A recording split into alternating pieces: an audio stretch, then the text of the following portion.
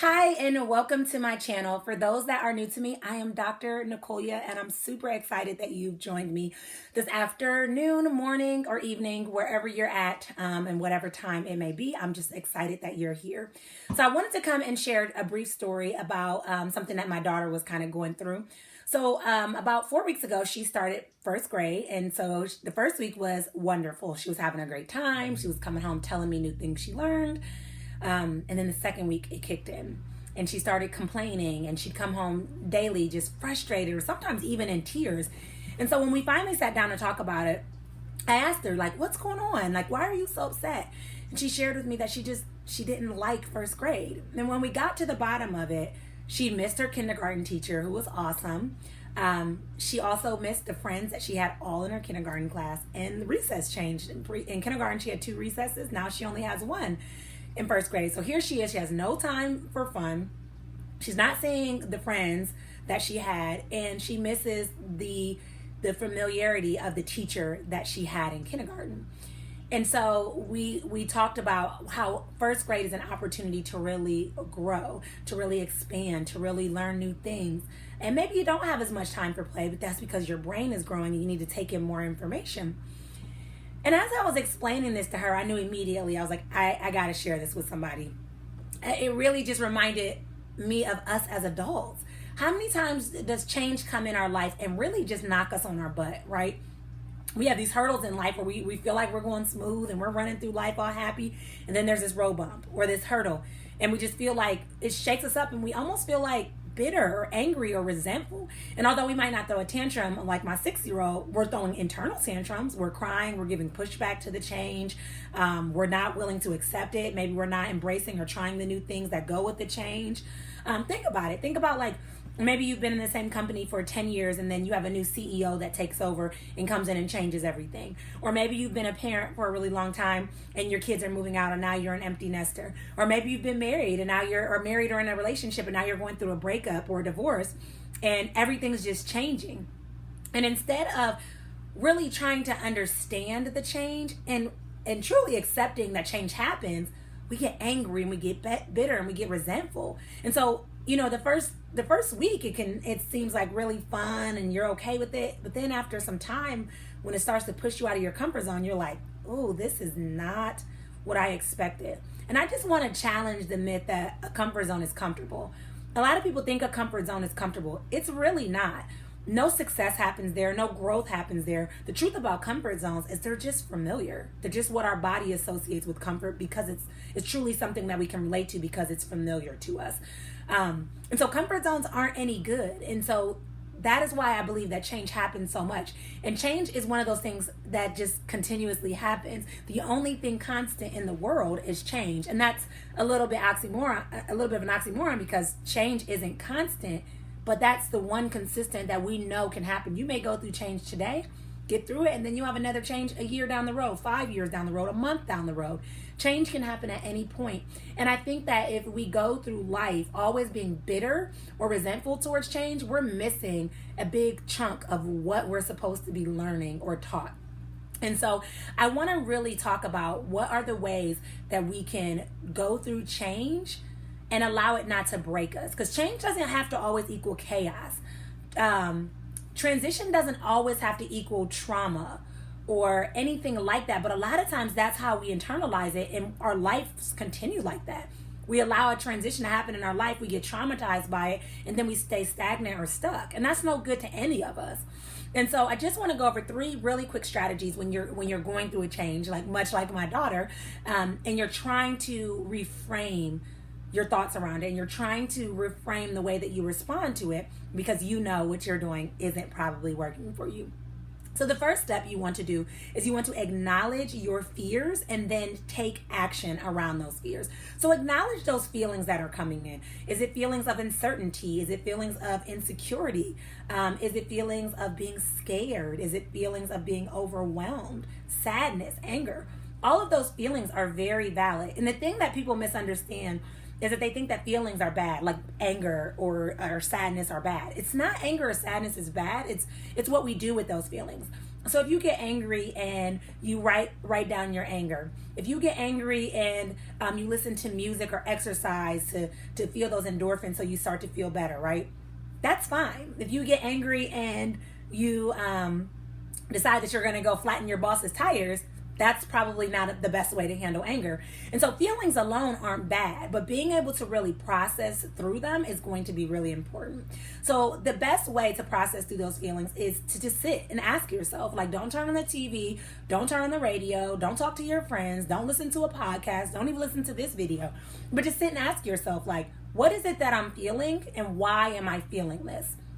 And write it down, journal your way through it, and then start to think of what actions you can take to work through that. So maybe you're feeling angry because you lost your job, right?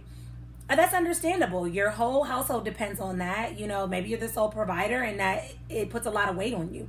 But sitting in anger and bitterness is not solving it. So if you acknowledge that you feel angry and then create a plan to start looking for another job. And so maybe the plan is tomorrow I'm going to update my resume. The next day after that, I'm going to make sure that the people that I have as my references are still okay with it. The next day after that, my goal is to apply for 2 jobs every single day. And then maybe one day after that, you're applying for unemployment, whatever it may be, but you're creating a plan. You're allowing that anger, that frustration, or that sadness, or that overwhelm to fuel you in the direction of setting you up for success. The second step is to stop and ask yourself, what is it that I should be learning from this? This is such a key point. So many people are going through transitions and they're just in their feelings. And that's why a lot of people stay stuck. A lot of people stay there because they're just stuck in their feelings. They don't know what else they should be doing through the transition other than calling their friends and venting, hopping on social media and venting, isolating from the world, whatever that looks like for you, and they stay stuck. But take a minute to ask yourself, what should I be learning from this? What should be my biggest takeaways? Because ultimately, if you can really reflect on that and identify takeaways or what you should be learning, then the next time a transition happens, you know how to respond better. Or maybe you can avoid certain things from not happening. So let's say, for example, you just went through a really nasty breakup and you ask yourself, what should I be learning? And you start reflecting on it. Oh, I probably shouldn't rush into a relationship next time. Or I probably should have looked at these red flags. Or I probably shouldn't settle. Those sort of things. But when you reflect on that and say, this is what I should be learning, now you've learned something from that transition or that change. And I think that most people go through these situations and they don't learn anything. And that's why every time change or those hurdles or those road bumps come into your life, you're knocked down because you haven't built that resilience to be able to continue to push through it and to continue to figure out what you should be learning.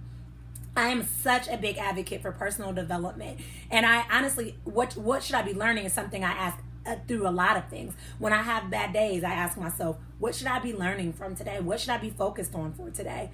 But I'm constantly looking for ways to develop into a better person. And that comes with a lot of reflection and just being willing to grow and develop more into the person that you desire to be. It doesn't come naturally. It's not something that's always easy. It's not something that's always fun. It's sometimes when you ask that question, what should I be learning? You're going to come up with things that hurt, that don't feel good. And you might say, wow, I wish that I learned that a long time ago. But now that I learned that, I can prevent this from happening again. The final step is event plus response equals the outcome. I'll say it again. Event plus response equals outcome. So the event that you went through happened, right? But your response is the biggest part that's going to determine the outcome. So if you lose your job, that's the event. And your response is you go slash your boss's tires. Now the outcome is you owe money and maybe you did some jail time, right? If you,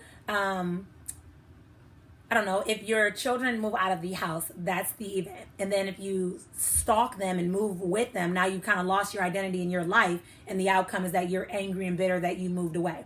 But if your children move out of the house and your response is that you support them from far away, you set up a schedule to go visit them away at college, then the outcome is that now you're redefining who you are alone. They're defining themselves as adults.